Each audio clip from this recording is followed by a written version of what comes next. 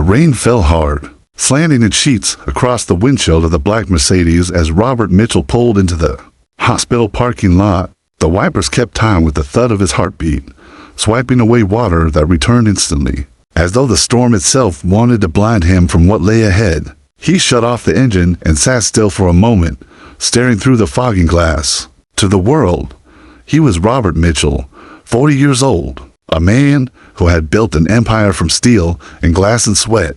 His name carried weight in boardrooms and his signature shifted millions. Yet none of that power mattered in this moment. Here, outside Sacred Heart Children's Hospital, he was just a father, one who could not fix what was broken. Beside him, his daughter Emma sat small and fragile in her wheelchair. 6 years old, golden hair pressed against the window, her hands resting limp in her lap. 6 months had passed since the accident that had stolen the light from her eyes, leaving her legs still and her spirit quieter with each passing day. Robert had carried her through surgeries, therapies, endless consultations with specialists who spoke in tones heavy with pity. She will never walk again, they told him, as though finality could be spoken into truth. Robert never accepted it, though his faith grew thinner with each passing dawn. Today was another appointment, another doctor promising some new approach. He clung to that thread of hope because the alternative was a darkness he refused to enter. Emma's voice, soft and hesitant, broke the rhythm of the storm.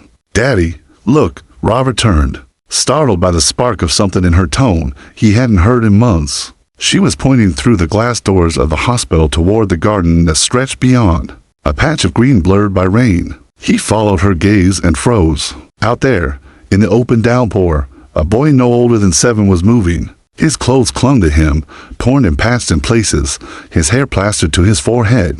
But what struck Robert was not the boy's poverty, it was the way he moved. The child was dancing, leaping and spinning with a freedom that defied the cold rain soaking him. His feet hit the ground in rhythms too precise to be chance, his arms cutting through the air with grace that spoke of practice, of discipline, of something more than instinct. The storm did not slow him. It seemed to partner with him, each drop part of the music only he could hear. Emma's face was pressed against the window now, her blue eyes wide, shining with something Robert had feared gone forever. "He dances like the angels in my dreams," she whispered. Robert's throat tightened. For months she had spoken only in clipped words, her spirit dulled by silence. Now her voice trembled with wonder. He stared at her reflection in the glass, the faint smile tugging at her lips. And for the first time since the accident, he felt something break inside him, not despair, but a crack where hope could seep through. Out in the storm, the boy danced as though no one was watching, as though the rain itself was his audience. And Robert, a man who thought he had seen everything money could buy, found himself caught by a single question that would not let go. Why was a boy this poor, this young, dancing with the grace of someone born to fly? The glass door slid open with a hiss, and the rush of cold air carried the smell of wet earth and asphalt. Robert wheeled Emma under the covered walkway, his expensive shoes splashing through puddles. The storm was relentless, drumming on the roof above them, but Emma's eyes never left the boy. She clutched the armrest of her chair, her knuckles white with excitement. For the first time in 6 months, she leaned forward instead of curling inward. The boy noticed them. His feet stilled mid-step, his body frozen in a dancer's pose, arms outstretched as if caught between flight and collapse. His eyes, large and brown, widened with fear. He backed away, shoulders hunching, like a stray animal bracing for a stone. "I'm sorry, sir," he stammered, his voice high and shaking. "I wasn't bothering nobody. I swear, I'll leave. Wait." Emma's voice rang louder than Robert had heard in months, piercing through the rain. The boy stopped in his tracks, blinking at her. Her little hands trembled as she raised them. "Please don't go. You danced like magic." The storm swallowed the silence that followed. The boy's chest heaved. He glanced at Robert's tailored suit, at the gleaming Mercedes in the background, at Emma's wheelchair. He looked as if every instinct told him to run. Yet Emma's gaze held him fast.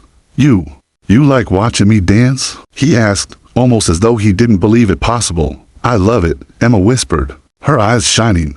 Robert's heart clenched. She hadn't said she loved anything since before the accident. Not even her favorite dolls. Not the bedtime stories he forced through his tight throat when she refused to sleep. Now she said it to a boy whose clothes were torn, whose shoes had holes, whose very presence screamed abandonment. "What's your name?" Emma asked. The boy swallowed. Tommy, I'm Emma. This is my daddy, Robert. Do you live around here, Tommy? The question landed like thunder. Tommy's eyes darted toward the alley behind the hospital, then flicked back to Emma's innocent face. His lips parted, trembling, and he answered with a quiet truth that struck Robert harder than any boardroom betrayal ever had. I live wherever the rain doesn't fall too hard. Robert felt his chest constrict, his breath faltering. The boy was homeless, a child no older than 7, wandering streets and hiding from storms. Yet here he was, dancing in the rain like it was his stage, like the world hadn't beaten him down. Tommy, Robert heard himself say, his own voice foreign in his ears. Would you like to come inside where it's warm? Tommy's eyes flared wide with suspicion. He shook his head quickly, retreating a step. No, sir, I don't take nothing from nobody. People only give when they want something back. I ain't got nothing to pay with. His words were too sharp for his age. Cut from scars no child should carry. Emma reached out, her small hands stretching into the rain as if she could bridge the space between them. You don't have to pay. You gave me something already. Tommy tilted his head, confused. My smile, Emma whispered. I thought it was gone forever. But you gave it back.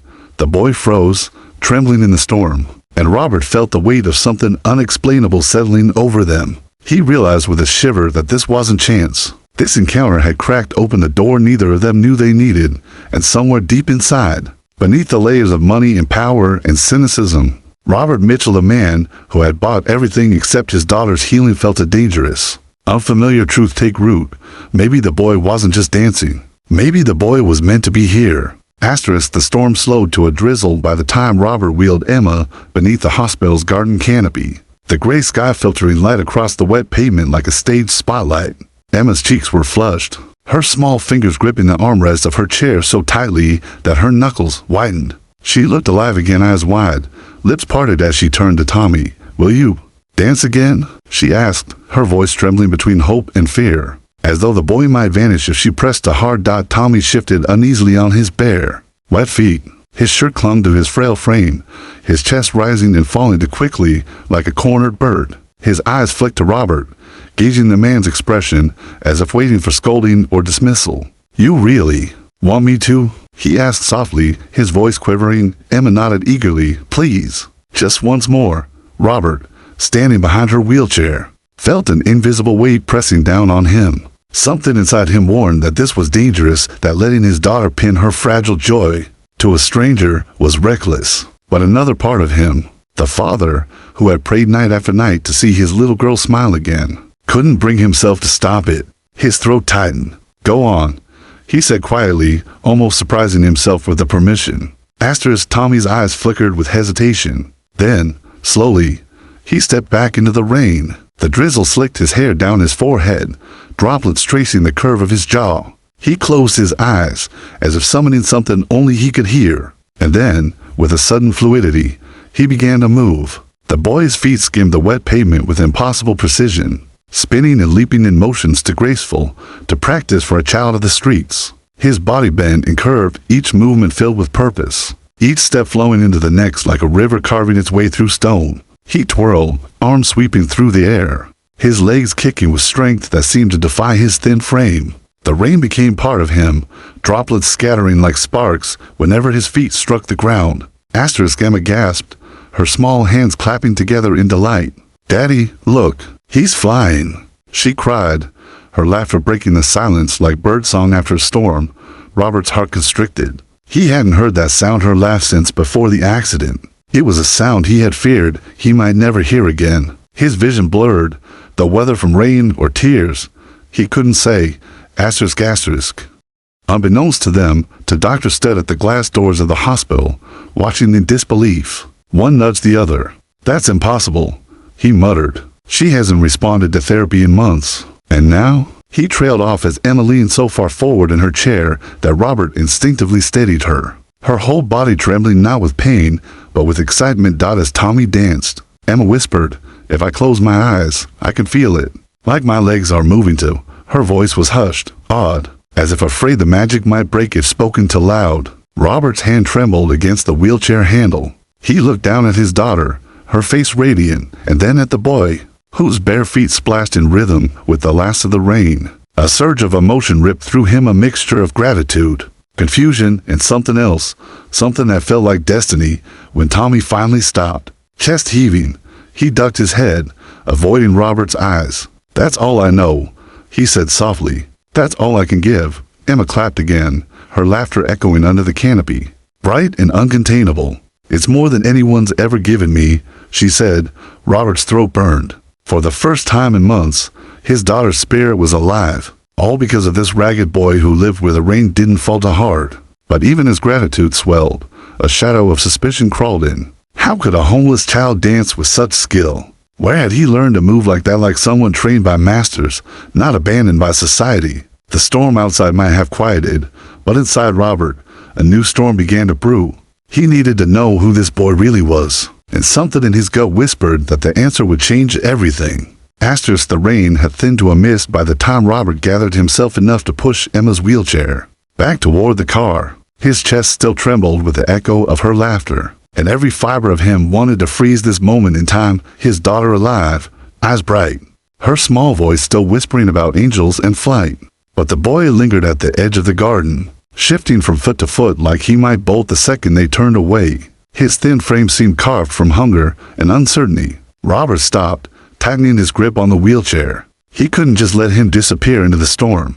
"Tommy," he called, his voice carrying the weight of a man used to being obeyed. The boy flinched. "Have you eaten today?" Tommy's gaze darted to Emma, then away. "I'm fine." Robert studied him. The hollowness in his cheeks, the way his ribs pressed against the thin fabric of his shirt, told another story. "That's not what I asked."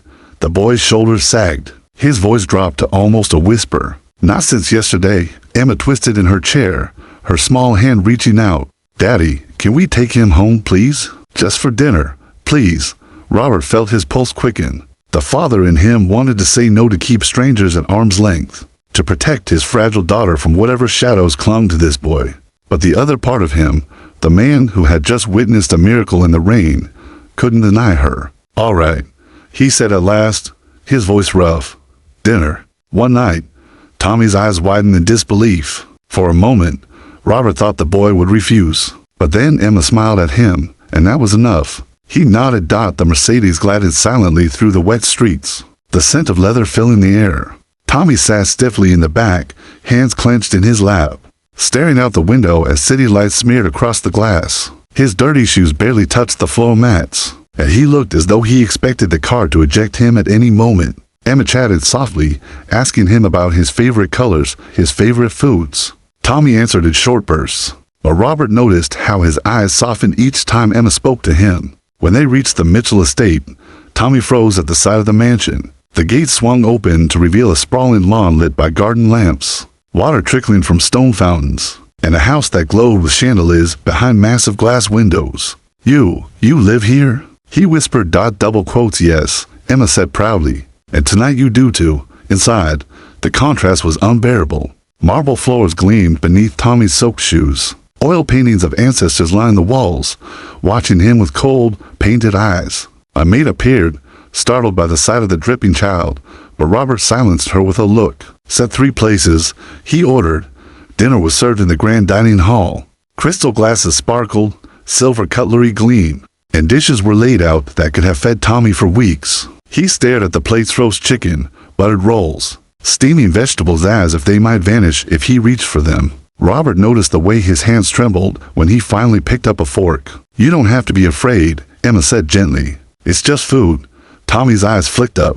"People don't just give things. Not like this." The words struck Robert like a blade. This boy's life had been carved by abandonment, by lessons no child should have learned. He forced a steady tone. "Tonight is different. Tonight, you eat." As Tommy took his first bite, something shifted in the room. His suspicion didn't vanish, but hunger overcame it. Emma clapped her hands when he finished an entire roll in seconds. "See, Daddy? He was starving. What if he didn't find us? What if he stayed outside?" Robert couldn't answer. The question cut to deep. After dinner, Emma begged Tommy to show her more dances. They cleared a space in the living room, marble floors polished to a mirror shine. Emma sat in her wheelchair, her little hands gripping the armrests, eyes wide as Tommy moved again. This time, without rain, his feet tapped against the floor in sharp, precise beats. He spun, kicked, leaped, as though the mansion itself had become his stage. Emma clapped and laughed, mimicking his movements with her arms, twisting her torso in rhythm. For the first time since the accident, she didn't look trapped, she looked free, even in her chair. Robert stood in the shadows, heart thundering. Doctors had failed. Therapists had failed. Money had failed. But this boy, this nameless child of the streets, was bringing his daughter back to life, and yet, as Robert watched, unease coiled in his gut. The precision in Tommy's steps, the discipline in his spins, it wasn't random. This was no street-born rhythm. This was training. Professional training. But how could a homeless boy move like someone taught by masters? As Tommy landed his final leap, breathless, Robert's suspicion sharpened into resolve. He needed answers. Tomorrow, he would find out who this boy really was. And he knew deep in the marrow of his bones that the truth would not be simple. The next morning dawned gray. The kind of morning where silence clung to the windows and the air felt heavy with secrets. Robert hadn't slept. He'd spent the night in his study, staring at the flames in the fireplace as they licked and curled, his mind replaying every detail of the night before. Tommy's movements, so sharp, so practiced. Emma's laughter bright and unshakable. And that gnawing question, who was this boy, really? By sunrise, the boy was still asleep in the guest room, curled up on top of the covers, not under them, as though afraid he might not be allowed. Emma had refused to let him go. She had fallen asleep clutching a sketchbook she hadn't touched since the accident, pages filled with crude drawings of wings and dancers. Robert kissed her forehead softly before leaving the room. She stirred, smiling in her sleep. A miracle in itself, but miracles raised questions. And Robert was a man who built his empire on finding answers. He made a call. Within an hour, a sleek black sedan rolled up to the mansion, and out stepped his most trusted investigator, Jonathan Hale. Sharp suit, sharper eyes. If there was something to uncover, Hale would find it. I need to know everything about that boy, Robert said, his voice low, clipped. Where he came from, who he belongs to. No detail too small. Hale nodded, eyes narrowing. Consider it done. As Hale left, Robert wandered back to the breakfast table, where Tommy sat awkwardly, a glass of orange juice untouched before him. The boy's shoulders were tense, his fork moving cautiously as though every bite was a test. Emma chattered beside him, drawing small stick figures of dancers on her napkin, occasionally glancing at Tommy with a smile that softened the edges of his suspicion. Tommy, Robert said carefully, studying him. Where did you learn to dance like that? The boy's fork still. He didn't look up. I just move. That's all. Nothing special. Robert leaned back, folding his arms. It didn't look like nothing special. That was training. Tommy's eyes flicked up then, sharp and offensive. For a heartbeat, Robert saw something there, pain, memory, something unspoken, but then it was gone, replaced by a shrug. I just remember things. Things from who? Robert pressed. Tommy's jaw tightened. Don't matter. Emma, sensing the tension, grabbed Tommy's hand. Don't worry. You don't have to tell if you don't want to. Daddy. Stop scaring him. Her voice was fierce for such a little girl. Her loyalty already bound to the boy. Robert fell silent, unwilling to push further, with her eyes burning into him. But the unease only grew. Later that afternoon, Hale returned. He laid a thin folder on Robert's desk. There's not much, he said grimly. No school records, no address, no foster home, no state files. It's as though the boy doesn't exist on paper. Robert flipped the folder open. A single photo slid out. A faded image of a woman, dark hair, warm smile, eyes lined with exhaustion. Robert's chest tightened instantly. He knew that face. She worked at your company once, Hale said. 5 years ago. Nursing staff for the in-house wellness center. Quit suddenly. Disappeared. The trail goes cold after that. Robert's fingers trembled on the edge of the photo. He remembered her. She wasn't just an employee. She was the nurse. The one who had been on call the night of Emma's accident. The one who had ridden in the ambulance, pressing her hands against Emma's small body to keep her breathing. The one who had whispered, "Stay with me, baby girl," while Robert had clung to his daughter's hand. She had saved Emma's life, and now her son was sitting at his table. Robert staggered back, his mind spinning. Where is she now? He demanded, though dread already curled in his stomach. Hale's voice dropped. Dead. 6 months ago, illness, no relatives on record. The boy was left behind. Robert sank into his chair, the fire inside him roaring with grief, with guilt, with something deeper. He looked through the glass doors into the garden, where Tommy and Emma now played with chalk. Emma giggling as Tommy traced stick-figure dancers across the pavement. The boy wasn't just some stranger. He was the son of the woman who had given him the one thing his fortune couldn't buy. His daughter's heartbeat, and now fate had placed him back in Robert's path. But why? And what did it mean that this child, carrying his mother's legacy, had the power to awaken Emma's soul in ways even she never could? The answer gnawed at him. Something told him this wasn't chance. It was unfinished destiny, and it was about to demand more from him than he was prepared to give. Asterisk, the night was heavy with silence, the kind that presses against the walls of a house and seeps into every corner. Robert stood in the shadows of the upstairs hallway, staring down through the wide glass windows at the garden below. There, in the pale glow of the security lamps, Tommy moved, barefoot on the stone tiles, his thin frame arched and spun, every step deliberate, every turn echoing something deeper than play. It was not just dance, it was ritual, memory, maybe even prayer. His arms cut through the air as though he were fighting invisible battles. His chest rose and fell with the rhythm of something only he could hear. Robert's breath caught. This was no accident. This boy had been taught, shaped, and now, with the photograph burning in his pocket, he knew the truth. The woman who had saved Emma's life was Tommy's mother. A woman who had given everything for his daughter, only to vanish, die, and leave her son with nothing. He went down the stairs slowly, his footsteps soft against the marble. The garden door creaked open and Tommy froze mid-turn, his arms faltering as his wide brown eyes darted toward Robert. "I'm sorry," Tommy stammered. "I'll stop. I didn't mean." "You don't need to stop," Robert said quietly, stepping into the garden. "You dance because you have to, don't you?" Tommy swallowed hard, his thin chest heaving. "She used to tell me, when the world feels too heavy, dance. That's what Mama said. If I danced, I wouldn't break." His voice cracked on the word mama. The ache in Robert's chest deepened. "Your mother, was she a nurse?" Tommy's eyes widened, his small body stiffening like a trapped animal. "How do you know that?" Robert crouched down, his suit dampening against the stone tiles. His voice was low, trembling with weight. "Because 6 months ago, when my little girl's life was hanging by a thread, it was your mother who kept her alive. She was the one who refused to give up when even the doctors had." Tommy blinked rapidly, confusion and grief clashing on his young face. You knew her?" "I did more than know her," Robert whispered. "I owe her everything. Emma breathes because of her." He pulled the photograph from his pocket and held it out. The boy snatched it with trembling fingers, pressing it against his chest. His small shoulders shook. "She was all I had," Tommy said, his voice breaking. "When she got sick, she told me to be strong, to keep dancing no matter what. And then one day, she didn't get up, and I didn't know where to go. So I just kept moving." Tears streamed down his cheeks, but he didn't sob. It was a silent, raw kind of grief, the kind that had no end. Robert felt his throat close. This wasn't just chance. This was fate pulling strings he could no longer ignore. He reached out, placing a hand on Tommy's thin shoulder. "She's gone, Tommy, but her gift, her strength is alive. In you, and in Emma." As if summoned, the sound of wheels creaked against the patio. Emma had rolled herself to the door, her small hands straining against the rims of her chair. Her face was pale, but her eyes glistened. "You saved me," she said softly. "Your mama saved me, and now you saved me again."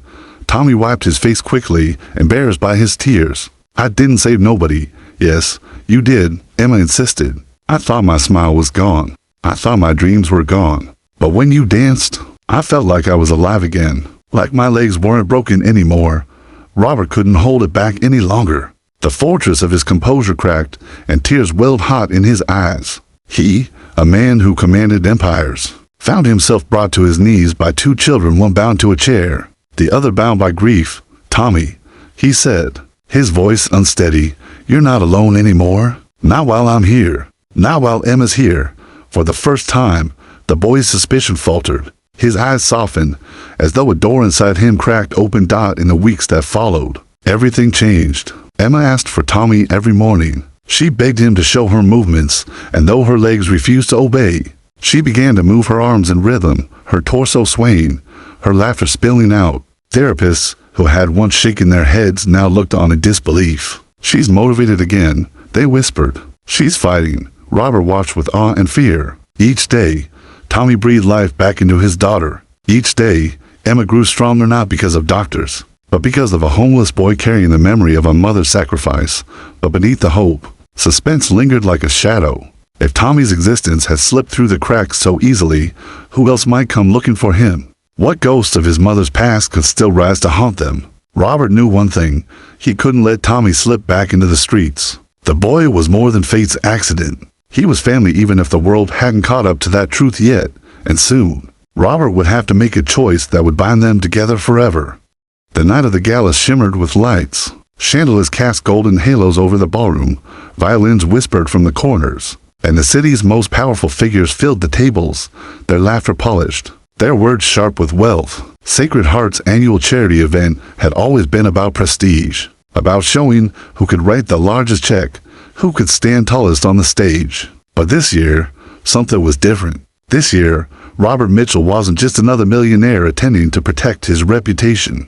He was a father with a secret beating inside his chest, a secret that had changed his life. Emma sat beside him, dressed in a flowing silver gown that sparkled under the lights. Her wheelchair adorned with ribbons she insisted on picking herself. Her face glowed with an energy none of these people had seen in months, and the murmurs rippled through the crowd, whispers about how the once silent child now laughed again. But the real focus of the night was Tommy. He stood near the stage, his ragged clothes replaced by a simple suit Robert had bought him, though he still shifted uncomfortably in it, tugging at the collar as though it didn't belong to him. His eyes darted nervously around the crowd, wide at the sight of so many glittering faces. To these people, he was invisible, just a boy from nowhere. But tonight, Robert intended to make them see him. The master of ceremonies tapped the microphone. "Ladies and gentlemen, tonight we gather not only to raise funds for children in need, but to be reminded of why we fight for hope." His voice faded into the background for Robert, whose heart pounded as he glanced at Emma. She smiled up at him, her hand gripping his. "Daddy," she whispered, "can Tommy dance tonight?" Robert looked across the room at the boy. His chest tightened. "Yes," he said softly. "Tonight, everyone will see." When the moment came, the lights dimmed and a hush fell over the room. Robert rose from his seat, his tall frame commanding silence. For years, this gala has been about writing checks. Tonight, it's about something far greater. Tonight, I want you to witness a miracle. Gasps rippled as Emma wheeled herself onto the stage, her small figure illuminated under the spotlight. Then Tommy stepped forward, his thin frame taut with nerves. For a moment, the room seemed to hold its breath. Then, the music began. It wasn't the elegant strings the crowd expected. It was raw, pulsing, full of life. And Tommy moved. He leapt, spun, his body flowing with a grace that stunned the audience into silence. Every movement was power and sorrow and joy intertwined. But then came the moment no one could have predicted. Emma joined him from her chair. She lifted her arms, mimicking his movements. She tilted, spun the wheels, raised her hands high, her body swaying with the rhythm. It wasn't perfect. It wasn't polished, but it was beautiful. The girl who had once stared blankly at her reflection now danced, her laughter ringing louder than the music. The crowd erupted into applause, many on their feet, some with tears glistening on their cheeks. Doctors who had given up hope sat frozen, unable to believe what they were seeing. As the last note faded, Robert walked onto the stage. He placed a hand on Tommy's shoulder, then on Emma's.